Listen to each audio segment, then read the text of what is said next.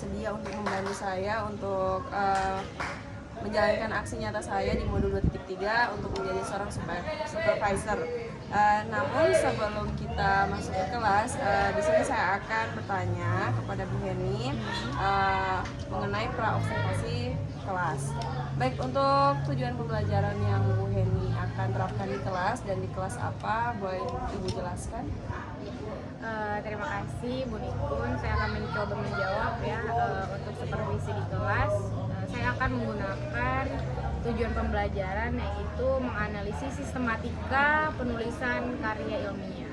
Jadi itulah tujuan pembelajarannya, bagaimana sistematika penulisan karya ilmiah, karena di pertemuan sebelumnya mereka sudah belajar mengenai apa itu karya ilmiah, jenis-jenisnya, lalu juga ciri-cirinya seperti apa. Nah, tujuan pembelajaran nanti adalah bagaimana mereka menganalisis sistematika penulisan karya ilmiah. Mantap sekali ya tujuan pembelajaran yang akan dicapai. Bisa dijelaskan kira-kira kelas mana dan mata pelajaran apa yang akan Ibu laksanakan hari ini? Untuk kelas saya memilih kelas 11-9, kebetulan itu nanti ada di jam ke-3 dan ke-4. Saya akan pakai kelas 11-9. Lalu kenapa saya memilih kelas ini? Karena kelas ini cukup kooperatif. Terima kasih. Selanjutnya yang saya tanyakan, kira-kira area pengembangan apa yang hendak dicapai oleh Bu Heni dalam kelas nanti?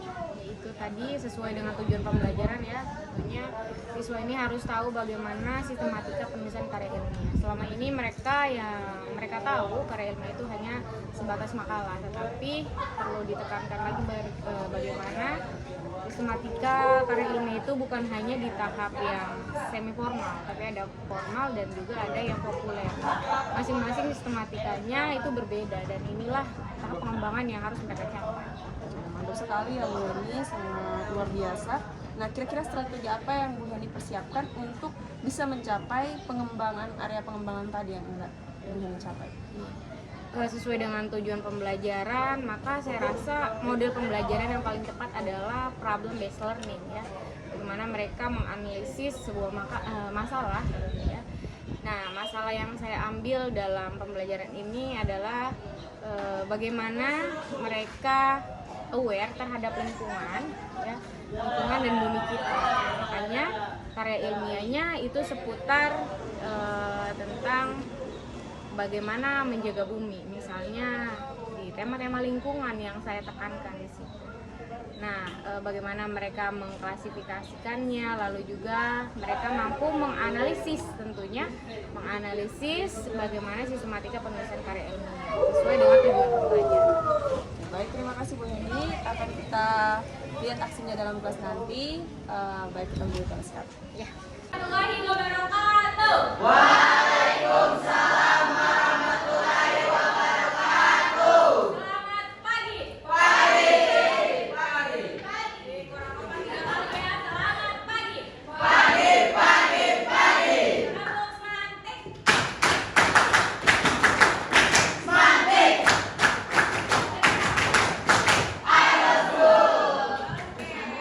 Baiklah, alhamdulillah hari ini kita bertemu lagi di mata pelajaran bahasa Indonesia. Anak-anak, hari ini siapa yang tidak hadir? Silakan siapa sebutkan yang tidak hadir? Paranita dan Nabila ya. Nah, semoga yang sakit lekas diberi kesembuhan. Amin. Ya, anak-anakku sekalian, kita minggu lalu sudah masuk materi karya tulis ilmiah. Kita sudah mempelajari apa itu karya ilmiah ya. Ya, aku mau tanya apa itu karya ilmiah? Yang masih ingat? Angkat tangan. Apa itu karya ilmiah? Ya, Salwa, coba Salwa.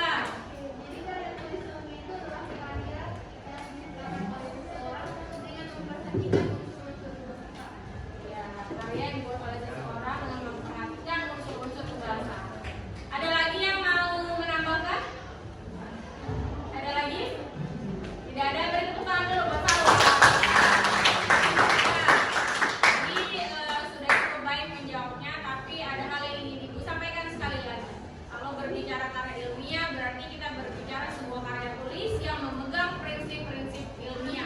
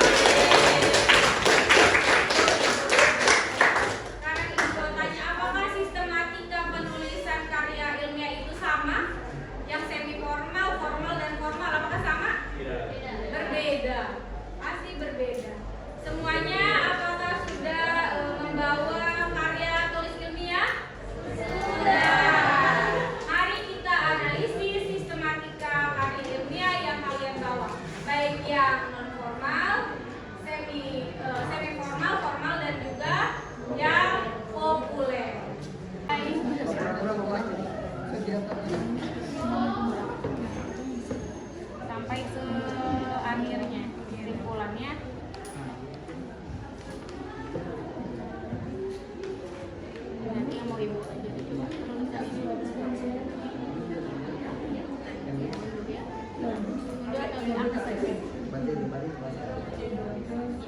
Ini dari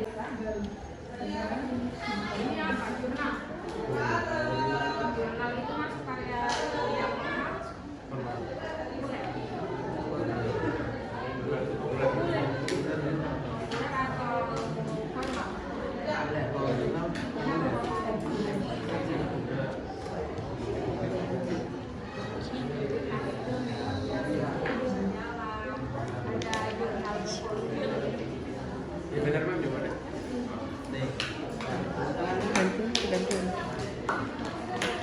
Kita ada punya formal makalah ya. Sistematikanya ini mas sudah sesuai?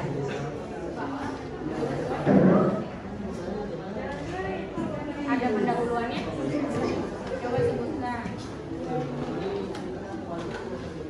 Pendahuluan ada apa saja?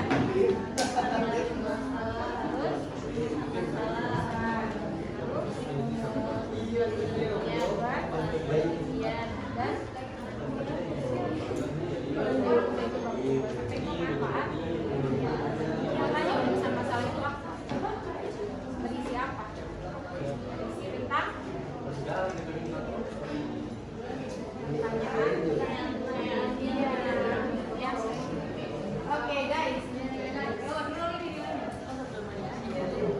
ini apa makalah atau jurnal? Jurnal ini masuk karya ilmiah populer.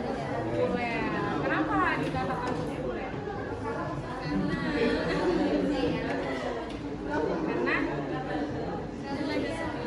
Karena dia dibuat dan dibuat hari ini. Judulnya apa?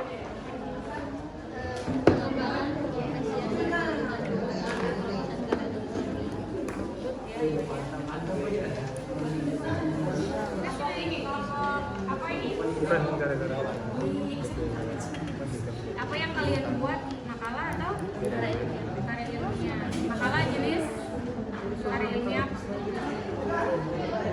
Semi.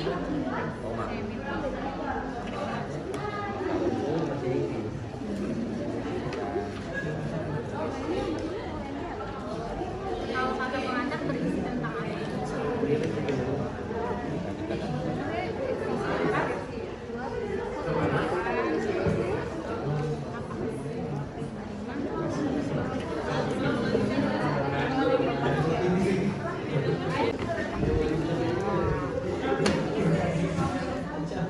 Berapa ini?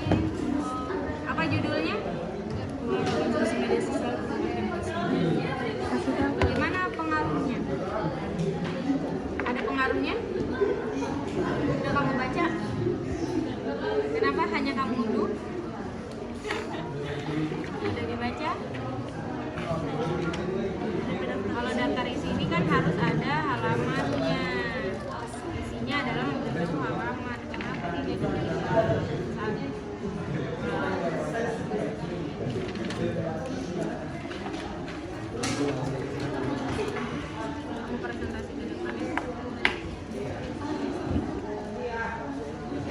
Baik anak-anak, sesuai dengan tujuan pembelajaran kita pada hari ini, kita akan menganalisis bagaimana sistematika penulisan dalam karya tulis ilmiah, baik karya ilmiah yang formal, semi formal maupun populer.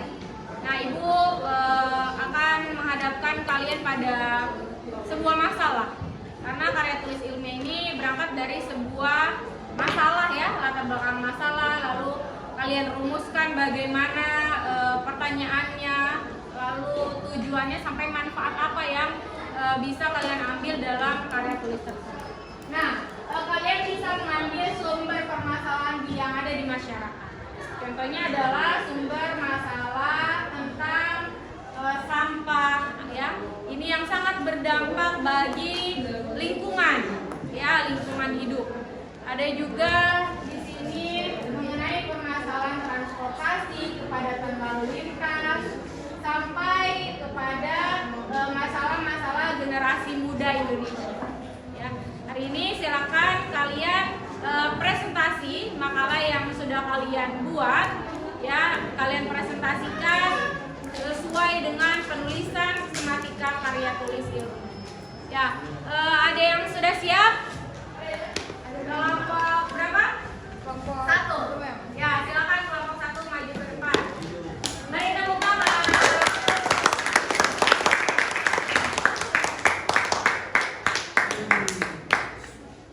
kelompok 1 akan membahas tentang apa, Nak? Ya, silakan. Presentasikan. Oke, baik. Assalamualaikum warahmatullahi wabarakatuh. Waalaikumsalam warahmatullahi wabarakatuh. Baik, teman-teman, saya akan mewakilkan kelompok saya untuk mempresentasikan hasil karya ilmiah kami dalam bentuk makalah dengan judul Pencemaran dalam Lingkungan Hidup. Yang menjadi latar belakang dari judul kami tersebut adalah kegagalan dari lingkungan hidup itu bisa dikatakan adalah ulah dari manusia, karena tingkah laku manusia pada saat ini telah melebihi batas wajar. Salah satu contohnya adalah membuang sampah sembarangan. Kemudian yang menjadi rumusan permasalahannya ada satu, yaitu apa saja jenis pencemaran dan bagaimana penjelasannya, dengan tujuan untuk mengetahui jenis-jenis pencemaran lingkungan hidup.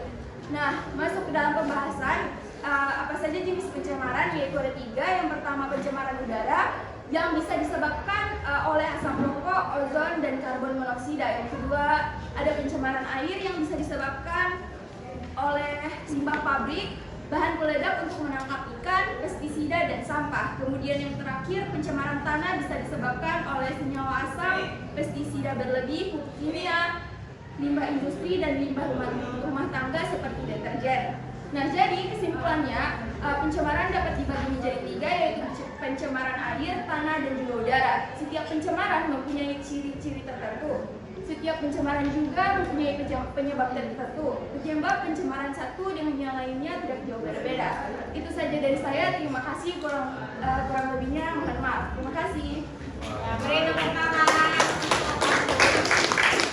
Pak Anggun membahas mengenai pencemaran lingkungan hidup.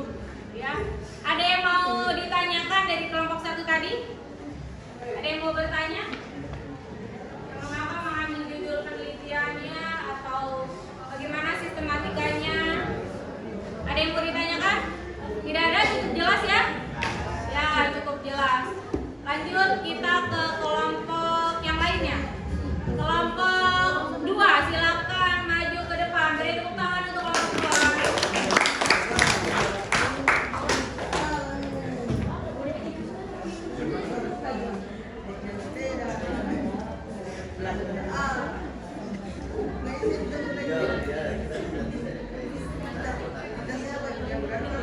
Oke, perkenalkan, nama saya Muhammad Herman Hermansyah Ditoma dari kelompok 2. Dan judul jurnal yang saya akan bacakan pada hari ini adalah Pemanasan Global, Dampak dan Upaya Meminimalisasinya. Karya Ramli Utina, dosen biologi FM IPA Universitas Negeri Gorontalo. Pertama-tama, pemanasan global adalah suatu bentuk keseimbangan ekosistem di bumi akibat terjadinya proses peningkatan suhu rata-rata atmosfer, laut, dan daratan di bumi. Nah, pemanasan global juga menjadi salah satu isu lingkungan utama yang dihadapi dunia saat ini. Pemanasan global berhubungan dengan proses meningkatnya suhu rata-rata di permukaan bumi. Peningkatan suhu permukaan bumi ini dihasilkan oleh adanya radiasi sinar matahari menuju ke atmosfer bumi, kemudian sebagian sinar ini berubah menjadi energi panas dalam bentuk sinar inframerah dan diserap oleh udara dari permukaan bumi. Selanjutnya kita masuk ke penyebab pemanasan global. Penyebab yang utama adalah efek rumah kaca.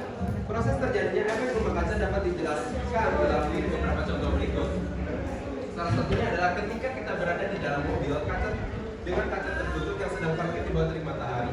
Panas yang masuk melalui kaca mobil sebagian dipantulkan kembali keluar melalui kaca, tetapi sebagian lainnya terperangkap di dalam ruangan mobil. Akibatnya suhu di dalam ruang lebih panas daripada di luarnya. Nah, jadi matahari merupakan sumber energi utama dari setiap sumber energi yang terdapat di bumi. Energi matahari sebagian terbesar dalam bentuk radiasi gelombang pendek termasuk cahaya tampak. Energi ini mengenai permukaan bumi dan berubah dari cahaya menjadi panas. Permukaan bumi kemudian menyerap sebagian panas sehingga menghangatkan bumi dan sebagian dipantulkannya kembali ke luar angkasa. Menumpuknya jumlah gas rumah kaca seperti uap air, karbon dioksida, dan metana di atmosfer mengakibatkan sebagian dari panas ini dalam bentuk radiasi inframerah tetap terperangkap di dalam atmosfer ini. Kemudian gas-gas itu menyerap dan memantulkan kembali radiasi global yang dipancarkan di permukaan bumi. Akibatnya panas tersebut akan tersimpan di permukaan bumi. Jadi itulah efek gas rumah kaca. Selanjutnya, penyebab yang kedua adalah efek balik. Penyebab pemanasan global juga dipengaruhi oleh berbagai proses efek balik yang dihasilkannya, seperti pada penguapan air. Pada awalnya, pemanasan akan lebih meningkatkan banyaknya uap air di atmosfer. Karena uap air sendiri merupakan gas rumah kaca, maka pemanasan akan terus berlanjut dan menambah jumlah uap air di udara hingga tercapainya suatu kesetimbangan konsentrasi uap air. Keadaan ini menyebabkan efek rumah kaca yang dihasilkannya lebih besar dibandingkan oleh akibat gas karbon dioksida itu sendiri.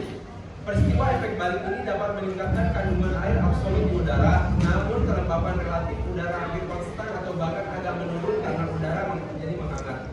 Karena usia karbon dioksida yang panjang di atmosfer, maka efek balik ini secara perlahan dapat dibalikkan. Selanjutnya, penyebab yang terakhir adalah variasi matahari. Hasil penelitian dia menyatakan bahwa kontribusi matahari mungkin telah diabaikan dalam pemanasan global. Dua ilmuwan dari Duke University mengestimasikan bahwa matahari mungkin telah berkontribusi terhadap 45-50% peningkatan temperatur rata-rata global selama periode 1900 sampai tahun 2000 dan sekitar 25-35% antara tahun 1980 dan tahun 2000. Pemanasan global juga suatu hipotesis menyatakan bahwa variasi dari matahari yang diperkuat oleh umpan balik dari awan dapat memberikan kontribusi dalam pemanasan saat ini.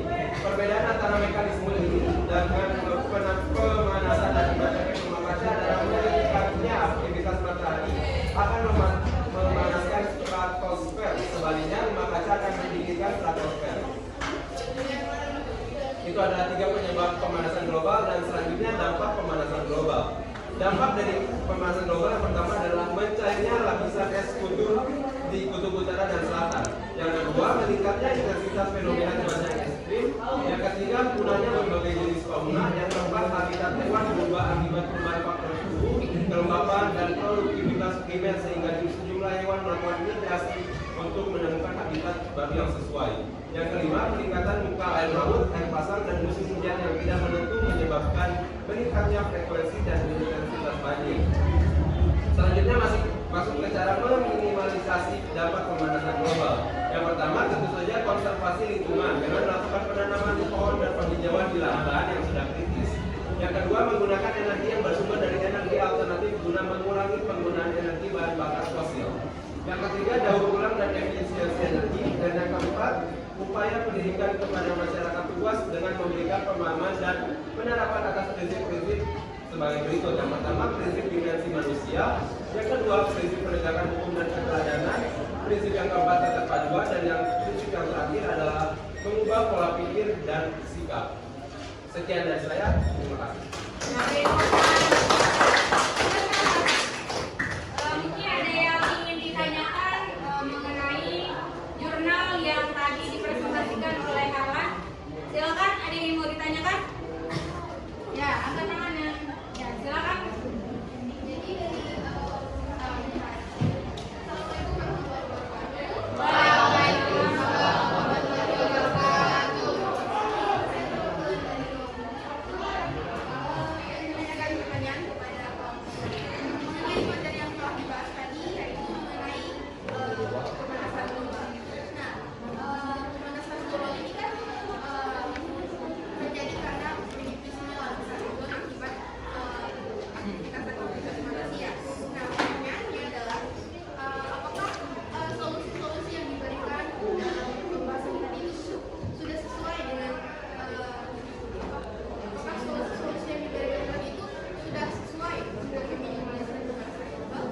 sudah sangat sesuai karena beberapa meliputi tentang pengedukasian kepada masyarakat luas, daur ulang energi sehingga energi menjadi lebih efisien, menggunakan energi yang bersumber fosil, dan juga satu lagi kita akan melakukan konservasi lingkungan sehingga dapat mengurangi emisi karbon dan penggantian oksigen. Dan itu maka saya rasa cara penanggulangan pemanasan global yang